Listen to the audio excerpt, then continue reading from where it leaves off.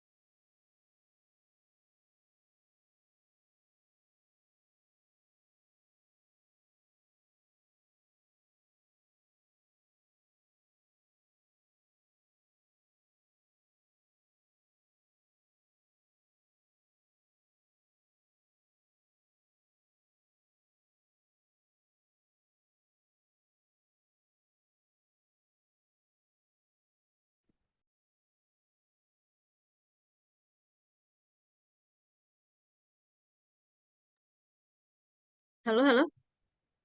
Terdengar suara saya? Terdengar, Bu. Jelas Terdengar, Bu. ya? Oke. Oke, kita mulai ya untuk Vicon ke sebelum UAS ini. Kita buka dulu. Assalamualaikum warahmatullahi wabarakatuh. Waalaikumsalam Waalaikumsalam warahmatullahi wabarakatuh. Oke, sebelum kita masuk ke materi, ada beberapa hal yang akan disampaikan terlebih dahulu terkait mekanisme penilaian sistem pakar ya. Oke, sebelumnya saya izin share screen untuk report hasil presensi, hasil keaktifan asinkron di LMS dari sesi 11 sampai sesi 15 ya. Jadi ini sudah muncul? Sudah, Bu. Sama kali Ya, ya? betul ya. Nah, ini saya sorting berdasarkan pakai pakai rumus Conblanc ya. Conblanc itu artinya kan menghitung menghitung sel yang kosong. Artinya apa? Artinya tidak ada aktivitas sama sekali di sesi ke-11. Nah, berarti kan di sini ada 3 postingan nih. Ada 3 postingan, 3 postingan dari saya di sesi 11. Nah, berarti ini tidak ada aktivitasnya ya. Ini saya sorting berarti ada 1 gitu. Nah, untuk yang sesi 12 ada Anggi Rahmat Ginanjar ya, tidak ada aktivitas sama sekali. Lalu di sesi 13 ini bertambah ya, ada 4 mahasiswa. Sesi 14 ada berapa nih? Ada 7 mahasiswa. Oke, karena presensi ini dihitung sebagai penilaian akhir ya. Salah satu komponen penilaian yang bobotnya 30% ya. Pastikan kalau bisa nih tidak ada yang nonaktif di sini. Setidaknya ya kalau setidaknya ya download download 1 materi ini aja nih udah saya anggap hadir. Misalnya ada Anissa, lalu ada Ari. Nah, ini hanya download aja sudah saya hadirkan gitu ya. Nah, daripada yang tidak sama sekali. Nah, tidak sama sekali berarti kan di sini yang maksimal ya, maksimal tidak ada aktivitas gitu. Gitu ya. Lalu di sesi 15 juga ini sesi 15 siapa aja ya? Sesi 15 itu minggu sekarang kan ya? Nah, kita lihat nih, saya kan upload materinya dari hari Rabu ya. Sekarang Kamis, apakah 1 hari itu sudah ada yang akses? Coba kita cek. Jadi ada berapa mahasiswa yang belum? Nah, ini banyak ya. Oke, kalau sesi 15 berarti kan saya rekapnya hari Minggu ya. Kalau kalian akses materinya lewat dari sesi ke-15, artinya pas UAS nih. Pas UAS kalian baru akses asinkron, berarti ya alfa gitu. Ya. Itu terkait presensi. Ya, presensi itu berarti kan kayak mana sih? Sebentar.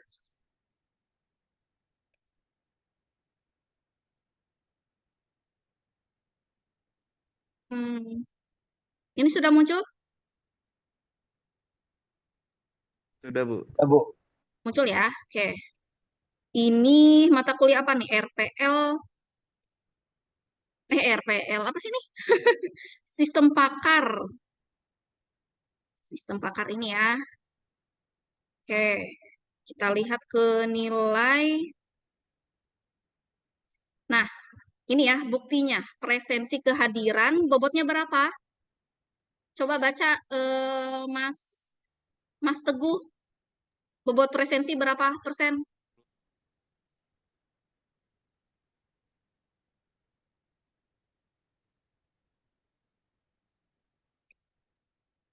Berapa?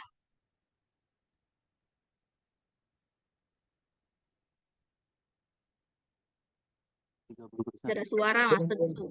30%, sorry. 30%. Nah, berarti Mas Teguh bisa menghitung tuh dari presensi sesi pertama sampai sesi 14 ini ada alfanya nggak, Mas Teguh? Aman, Bu, kalau saya. Aman. Nah, kalau aman berarti berapa? 100% kurang berapa nih? Kurang satu ya? Berapa sih? Kalau itu tuh 90, Bu. berarti kisaran di atas 80% kan ya? Di atas 80% presensi itu sudah didapatkan, ya Iya, nggak? iya, benar.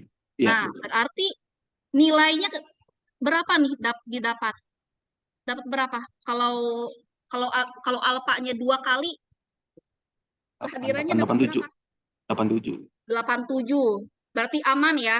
Berarti Aman. kita bisa ngukur nih presensi itu kita bisa boleh boleh alfanya 2 gitu ya. Alfa 2 ya udahlah masih masih di atas 80 gitu. Kecuali alfanya dari sesi 1 sampai 14 tuh alfa semua atau alfanya dari sesi 1 sampai sesi 7. 7 sesi alfa. Nah, itu setengahnya ya. Itu nggak bisa. Oke, berarti untuk komponen penilaian apa aja yang belum saya kasih? Apa aja? Tugas, Bu. Tugas ya, tugas dengan UAS. Nah, UAS. untuk UAS itu nanti akan diadakan akan muncul di ini ya, di UAS. UAS itu tanggal berapa? Tanggal berapa UAS? 24. 24, Bu. 24. Tanggal 24 Juli sampai 6 Agustus. Ya, berarti minggu depan. Minggu depan sudah mulai kita UAS. Nah, UASnya berapa lama UASnya? 2 minggu, Bu. UASnya 2 minggu, Bu. 2 minggu. Jika 2 minggu. jika telat ya, jika ngumpulinnya telat, ya udah terlewat lah itu. Karena di dalam UAS itu ada komponen tugas juga. Jadi kalau kalian terlewat UAS, ya nilai tugasnya nggak ada gitu ya.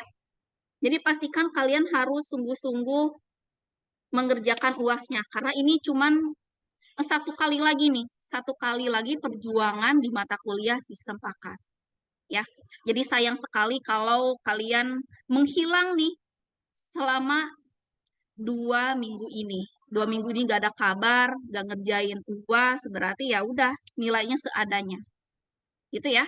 Oke, dari segi mekanisme penilaian ada yang mau ditanyakan?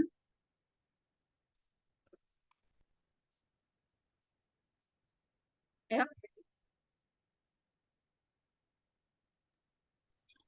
Cukup sih, Bu. aman ya? Jelas ya? Aman, aman. Oke. Jelas. Khusus angkatan pertama ini kan rata-rata mengambil 24 SKS ya. Nah, mengambil Betul, Bu. 24 SKS, otomatis beban yang harus dikerjakan juga lebih banyak. Harus mengerjakan kerja praktek, lalu harus mengerjakan kuliah reguler juga. Nah, pastikan semangatnya harus tetap terjaga ya, jangan sampai loyo, oke? Oke, kita Baik, ke Bu. materi. Oke, ini sudah muncul? Sudah, Bu. Oke,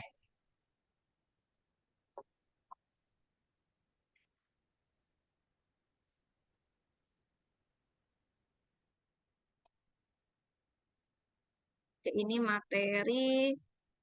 materi tentang klasifikasi. Klasifikasi berarti kan pengelompokan antar kelas, ya kan?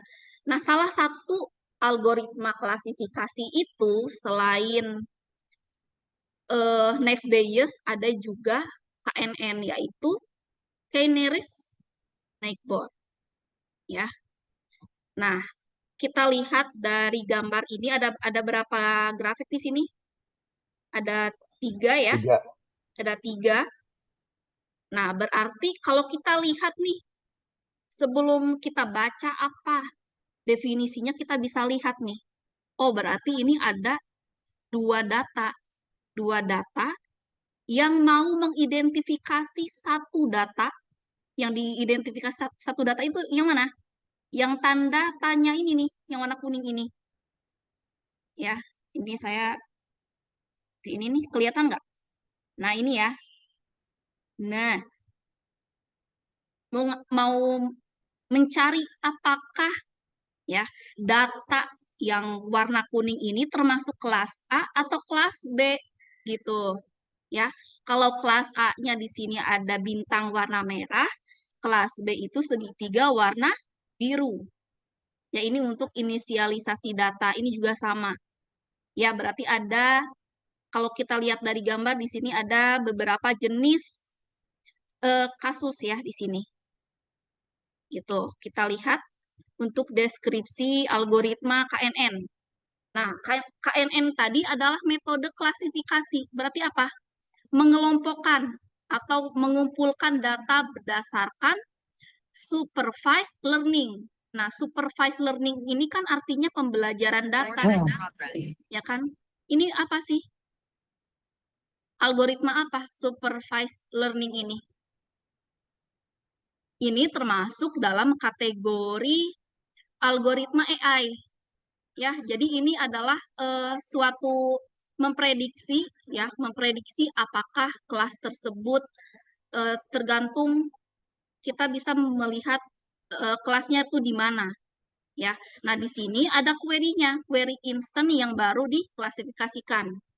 Nah, untuk KNN ini berarti kita dihitung berdasarkan kedekatan jarak, ya. Ya, kedekatan antar jarak di sini. Oke, kita lihat.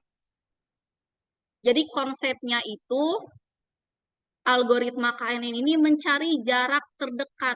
Kalau udah dapet nih jarak terdekatnya, baru kita bisa evaluasi dengan tetangga terdekatnya. Gitu, sebagai data latih. Nah, perhitungan jarak dilakukan dengan konsep apa nih? Euclidean. Ya. Nah, patokannya jumlah kelas yang paling banyak dengan jarak terdekat menjadi kelas yang dapat kita evaluasi. Berarti gimana? Untuk mengevaluasi, menentukan keputusan berarti gimana nih? Jumlah kelasnya yang paling banyak, berarti jaraknya dekat, berarti bisa kita tentukan ini kelas yang mana. Oke, kita lihat di sini, ada gambar, muncul nggak? Oke, kita lihat di sini ya. Jika K-nya sama dengan 3, ya, maka lingkaran hijau akan masuk dalam kategori segitiga merah. Oke, K yang 3 itu yang mana? Ayo, K-nya 3 itu di mana sih? Yang lingkaran terdalam ya, Bu ya? Nah, lingkaran terdalam. Berarti ini bisa kita tulis nih di sini. K di sini, berarti di sini di dalamnya. K sama dengan 3. 3 dapat dari mana? Kotak biru, segitiga merah. Nah, 2. hitung jumlah data yang ada di dalam lingkaran gitu. Berarti ada berapa? 1, 2, 3. Berarti K-nya 3. Sekarang, apa data yang akan dicari? Yang mana data yang akan dicari itu? Yang mana? Data yang biru, bulat, atau segitiga? Yang mana?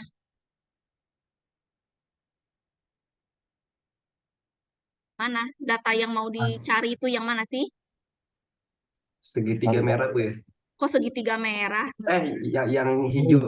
Hijau, Warna hijau. Bu. Yang hijau. Ya. Hijau. Karena yang Dia masuk yang kemana? hijau Masuk ini ke- kita belum tahu nih dia masuk kelas segitiga atau Iya. kelas kotak gitu. Ya.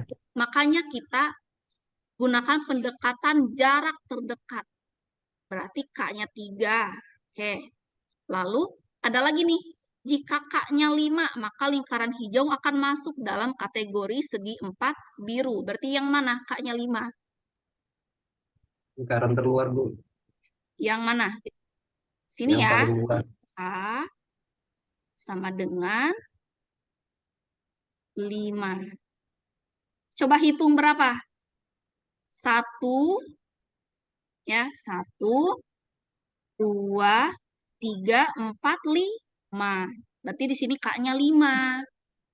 Gitu. Berarti apa? Lingkaran lingkaran hijau, ya, kalau kita lihat nih, lingkaran hijau akan masuk ke dalam kategori segi 4 biru. Ya, berarti K5 ini termasuk kelas biru. Kalau K-nya 3, yang hijaunya termasuk kelas merah. Merah. Gitu. Gampang ya? Ini secara konsep algoritma KNN. Nah, kelebihannya algoritmanya simple, efektif jika datanya besar. Ya. Performanya cukup baik, tahan terhadap data latih yang noise. Ya, berarti contoh data yang noise itu gimana sih? Kalau ada data yang banyak apa nih? Tipe Yang data labelnya yang kosong, Bu. berbeda, beda. data yang tidak konsisten gitu. Apalagi contoh data noise? Apa? Atributnya, misalnya teks, atributnya teks tapi isi datanya number. Nah, itu kan termasuk data latih yang noise. Ya. Oke, kelemahannya waktu komputasinya tinggi jika data latihnya besar. Ya, karena semua data diukur jaraknya untuk setiap data uji. Sangat sensitif dengan ciri yang redundan atau tidak relevan. Nah, kalau ada gini ya, ada data yang sama, redundan itu, ini kan datanya bertumpuk ya. Boleh kita menggunakan seleksi pembobotan. Ya, berarti ini kan kita cari bobotnya. Lalu kelemahannya lagi tidak diketahui perhitungan jarak apa yang paling sesuai data untuk dataset tersebut. Oke, ini untuk macam-macam perhitungan jarak ya. Ada beberapa teknik ya. Kalau yang ini kita bahas untuk jarak Euklidiannya. Ya. Ada misal mau pakai rumus yang mana juga boleh ya. Berarti jarak itu apa? Jarak itu diinisialisasi oleh K, bukan? Ya enggak? K itu jarak bukan sih? Iya, Bu. Jarak ya. K itu adalah jarak. Berarti pertama-tama di algoritma KNN ini kita hitung jarak terdekat dulu. Boleh menggunakan salah satu dari rumus ini. Ya. ininya juga hanya dua parameter X dan Y aja nih, ya kan, X dan Y. Lalu ini ada, ini sama aja ya. I itu kan banyaknya maksimal jumlah data, ya. Oke. Nah, sekarang adalah tahapannya. Yang pertama, tentukan parameter K sama dengan jumlah tetangga terdekat. Berarti kita menghitung parameter K-nya. Nah, setelah tentukan, hitung jarak antara data yang akan dievaluasi dengan semua data latih. Ya, urutkan jarak. Nah, kalau sudah dapat jaraknya nih, langsung kita sorting. Ya, sorting. Dari atas urut naik ke jarak terdekat. Berarti dari paling atas ke bawah. Nah, baru kita buat kelas. Ya, dibuat klasifikasi, lalu cari jumlah kelas yang terbanyak. Kalau jumlah kelasnya paling banyak, ya itu termasuk kelas tersebut. Coba kalau yang tadi. Nah, kalau K-nya 3 nih, K-nya 3, ya kan? Yang paling banyak tuh yang merah atau yang biru? Ayo. Merah, Bu. Yang merah. Berarti langsung aja bisa kita ketahui. Maka lingkaran hijau termasuk kategori segitiga merah. Nah, ini kita udah bisa ngedeteksi nih. Kalau K-nya 5, berarti paling banyak tuh yang merah atau yang merah atau yang biru? Kotak biru, Bu. Yang biru. Bener ya? Oke. Udah. Nah, sekarang kita ke contoh.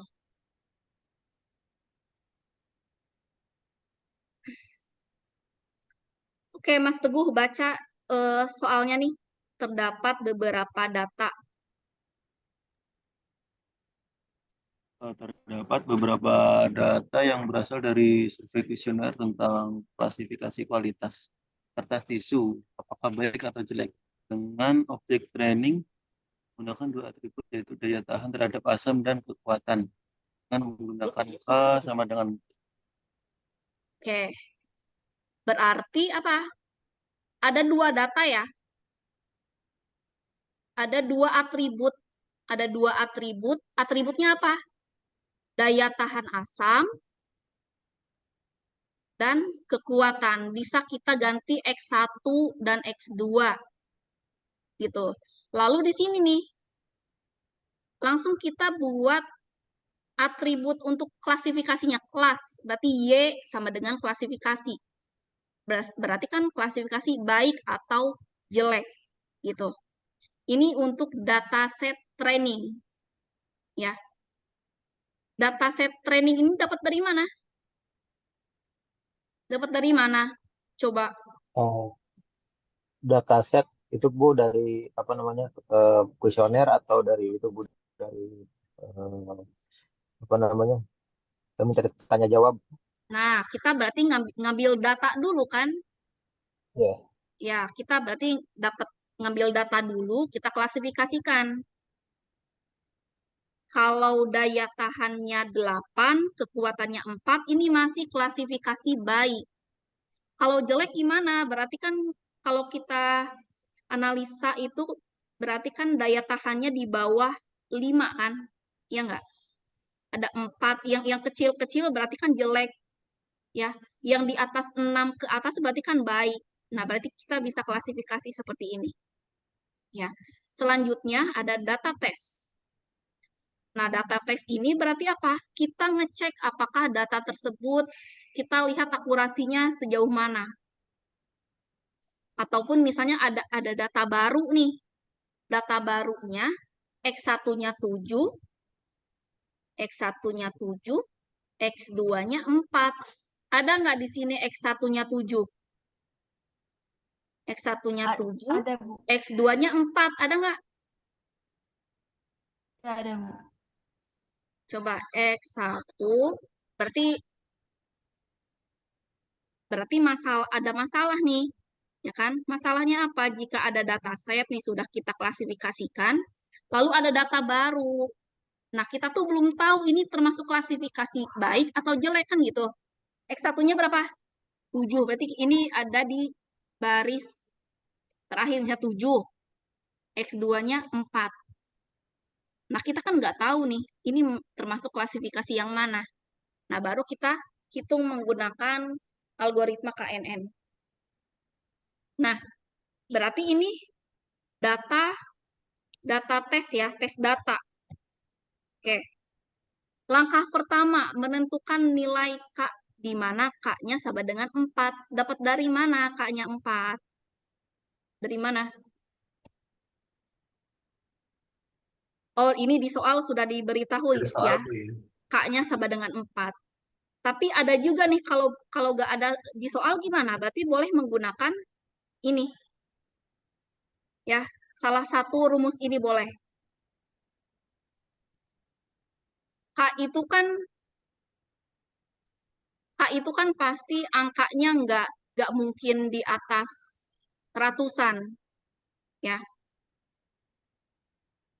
di sini udah dapat nih K-nya 4. Langsung langkah kedua apa?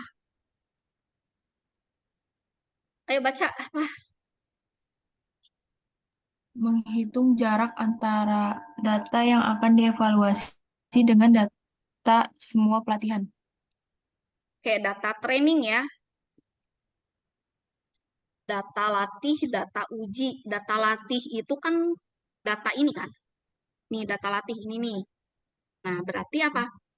Menghitung jarak antara data yang akan dievaluasi semua data pelatihan. Oke, berarti di sini rumusnya apa nih? Berarti X1 ya, berarti 8. Rumusnya yang mana ini ya? Kalau kita lihat rumus, bukan rumus yang ini. Oke, berarti 8 nih. 8 dapat dari mana ini? X1 Bu. 8 dapat dari X. Kelihatan nggak? Kelihatan Bu. Nah, 7 dapat dari mana? Distance-nya Bu. Dapat dari mana 7? Di soal ini nih, X1 yang akan kita cari. Daya tahan asamnya 7 kan X1-nya. Ya nggak? Berarti di sini 7. Sekarang 4. 4 di sini dapat dari mana? X2. 4 itu X2. Nah, ngerti nggak? Paham ya? Dikurang 4. 4 dapat dari mana? Distance-nya Bu. 4 dari distance. Berarti yang X2-nya. Gitu. Udah dihitung-hitung, dikurangin dulu. Ya, dikurangin dulu. 8 kurang 7 berapa? 1 Ayo, Bu. 1, Bu. 1 kuadrat sama dengan berapa? 1. 1. Berarti ini dapat 1. 4 kurang 4 berapa? 0. 0. 0 dikuadratkan berapa? 0. 0. Berarti 1 tambah 0 sama dengan 1. 1. Oke, sampai sini paham nggak? Langkah kedua. Paham, Bu. Oke, Evelyn. Yang langkah kedua gimana urutannya? Ngapain aja? Ngapain dulu? Coba. Ini X1 4 dikurangin 7 untuk X1 dari dataset dikuadratkan kemudian ditambah 5 dan X1 data training sama X2 data training dan dikurangin 4 dari X2 data tes. Oke. Bener ya? Coba dihitung bener nggak 10? 4 kurang 7 berapa? Minus 3. Minus 3, Bu. Min 3 kuadrat berapa? 9. Nah, 9 ya. Berarti ini 9. 5 kurang 1. Oke. 1 ya. Berarti 9 tambah 1, 10. 10. Paham ya sampai sini ya? Paham, Menghitung Bu. jarak antara data yang akan dievaluasi, data yang akan dievaluasi itu yang mana? Ini, yang mana? Yang mana coba?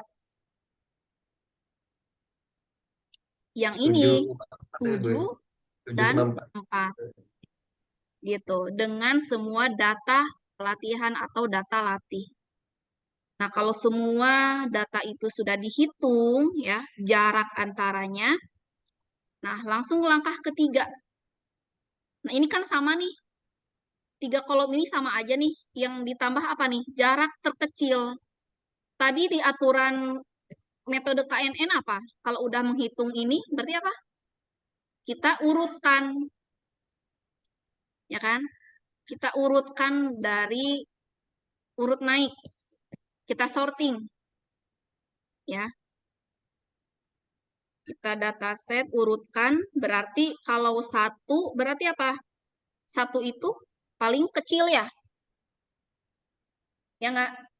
Bu, paling atas awal. 1 paling kecil, 2, 3. Berarti yang diurutkan paling kecil dulu. Ya. Keempatnya 9, kelimanya 10, paling besarnya 6, 13. Ya. Dataset diurutkan berdasarkan jarak dengan urutan ascending. Artinya dari awal sampai akhir. Oke, langsung ada atribut baru. Apakah termasuk nearest neighbor atau K? Nah, ini berarti hasil klasifikasinya. Iya, tidak, tidak. Ya, dapat dari mana sih? Taunya ini iya dari mana?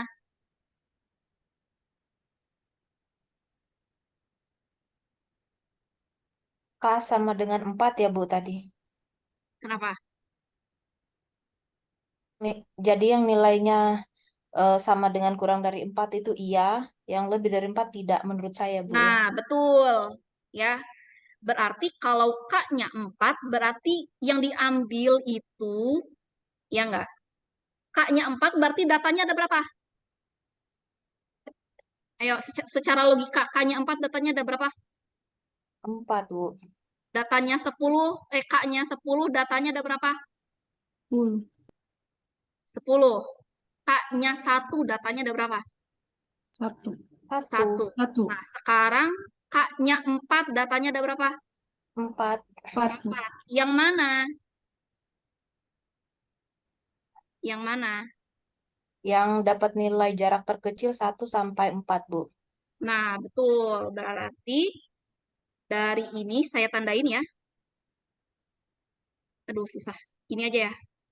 1, 2, 3, 4. Nah, ini termasuk kategori iya. Selainnya tidak.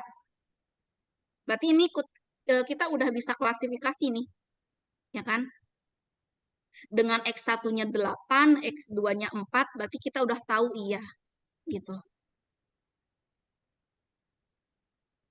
Lalu, apa lagi?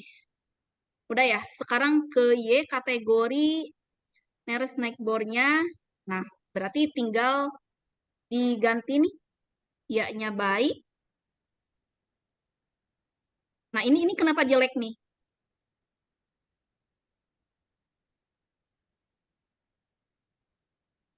Kenapa jelek ini?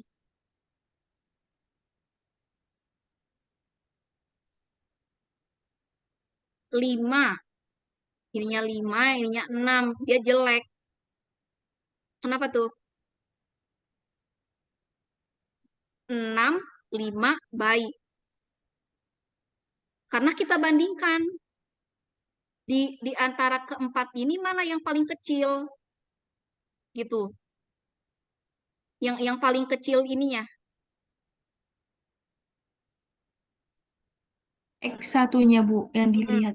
Iya, dilihat dari kedua data itu yang paling kecil yang mana. Berarti ini kan dapat nih yang 5, berarti ini yang jelek. Gitu. Oke. Langkah keempat, pasangkan kelas C yang bersesuaian. Ada 4 data yang paling dekat, yaitu 84, 65, 56, 77. Yang mana? 84 yang mana? Ini ya.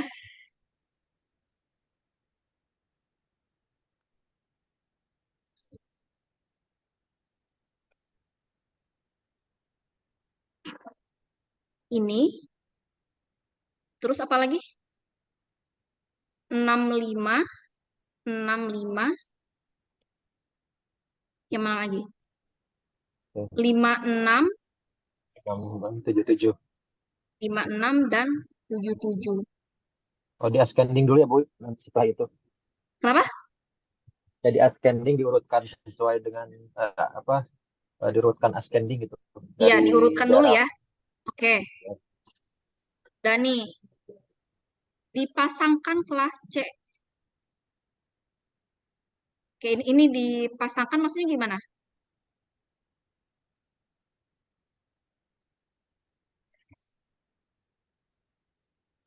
Ya udah, ini kan kalau pasangkan kan berarti ntar dulu, pasangkan kelas C yang bersesuaian. Ya udah, berarti X1 sama X2 ya. Oke, dipasangkan semua. Langsung langkah kelima. Cari jumlah kelas terbanyak dari tetangga terdekat tersebut. Dan tetapkan kelas tersebut sebagai kelas data yang dievaluasi. Gimana nih? Cari kelas terbanyak. Kelas terbanyak yang mana? Kelas terbanyak itu yang mana? Ini kan yang udah dijadiin kelas kan? Ini kan? Yang paling banyak baik atau jelek? Baik, Bu. Baik kan? Yang 84, 77, sama 65. Ya kan? Berarti diperoleh baiknya ada berapa? Ada 3 kan? Bener gak ada 3? 1, 2, 3. Dah, dapat nih. Jeleknya ada berapa? Ada 1. Dah, dengan voting maka akan diperoleh bahwa tisu dengan daya tahan 7 dan kekuatan 4 termasuk kategori baik.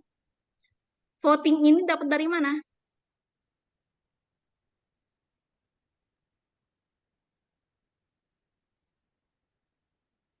Mana nih?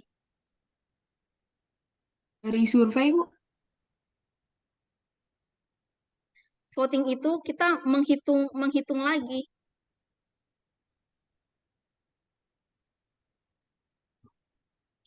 Coba 7, 4.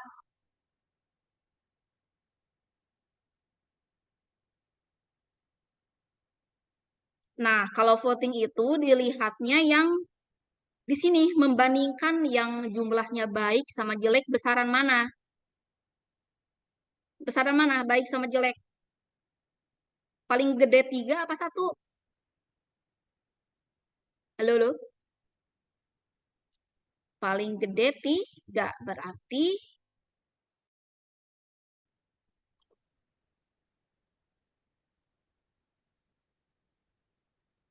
halo, halo? Halo, Bu. Halo. Nah, jelas ya? Oke. Tadi dapat dari mana? Kok bisa baik sih? X1-nya 7, X2-nya 4. Kok bisa dapat kelas baik? Dapat dari mana? Dari kelima langkah ini, gitu kan? Sudah dapat nih, baiknya ada 3, jeleknya ada 1. Di antara jumlah ini yang paling besar yang mana? Baik, ini 3. Berarti hasilnya adalah baik. Ini yang dimaksud dengan voting ini. Ya. Jadi bukan voting survei ke orang ya, bukan gitu. Nah, sekarang ke contoh kedua. Oke, ini atributnya ada berapa? 4. Atributnya ada berapa? Ada 4, Bu. Ada 4.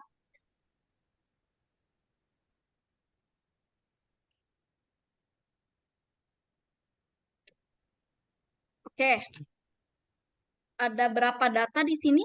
Ada 3 data ya. Dari dataset latih ya. X1 Ya, X1, X2, sama X3. Lalu ada klasifikasi apakah jelek atau bagus. Nah, ini soalnya apa sih soal ceritanya? Ada bicara takaran sama jumlah saji dan kemasan. Ada total energinya. Berarti kan ini menghitung apakah kualitas produk-produk itu jelek atau bagus gitu kan. Berarti kita uji dulu, kita menggunakan testing data. Gitu kan.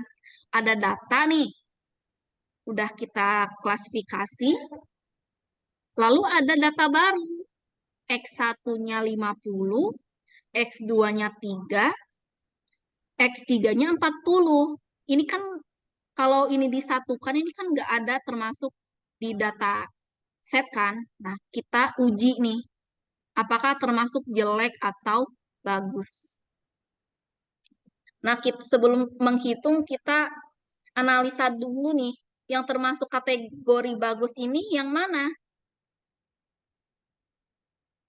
Kita analisa nih, berarti yang takaran sajinya 40, berarti di atas 40 ya. Nah, di atas 40 berarti 50, 70, 80, 60. Jumlah sajinya ini standar ya. 746. Kalau jelek gimana? Jelek dari mana sih? Energi nih. Dari energinya ya. Energinya 30. Energinya 30. Meskipun jumlah sajinya 7, gitu kan. Takarannya hanya 50. Berarti ini klasifikasi yang jelek. Lalu ada lagi nih yang jelek. Meskipun total energinya 60, tapi kalau jumlah sajinya hanya 5, lalu takaran sajinya hanya 40, berarti kategori jelek. Nah, lalu gimana kalau jumlah sajinya 3, nah, energinya hanya 40, ya kan? Takarannya 50. Nah, ini kan bingung nih. Mana ya? Gitu, ini pertanyaan. Menghitungnya menggunakan KNN. Nah, sama seperti tadi, gimana nih? Menghitung jarak antara data yang akan dievaluasi. Nah, ini sama aja nih. Kalau atributnya 3, berarti penambahnya ditambahkan lagi. Ya, berarti ada 50, 3, dan 40. Berarti 40 ini dapat dari ini, takaran, ya. 5 itu dari jumlah saji, 60 itu dari total energi. Gitu kan. Nah, sekarang itu 50, ini dapat dari mana? Dari data ujinya. 50, 3 ini dari sini, 40 dari sini. Gitu ya. Jadi semuanya dihitung, dapat nih. Ya. Kalau udah dapat square distance-nya, langsung apa? Dihitung. Oke. Tadi saya keluar ya? Iya, Dia Bu. keluar, Bu. Aduh. Tapi ini ntar kepotong nggak ya? Nah, tadi sampai sini kan ya? Hitungan. Bener ya? Oke. Di antara ke berapa nih? Berapa data sini? Ada 6 data, yang paling kecil yang mana? Paling kecil. Ini ya, 25,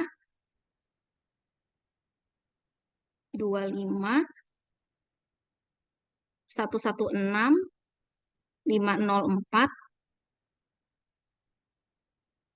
509,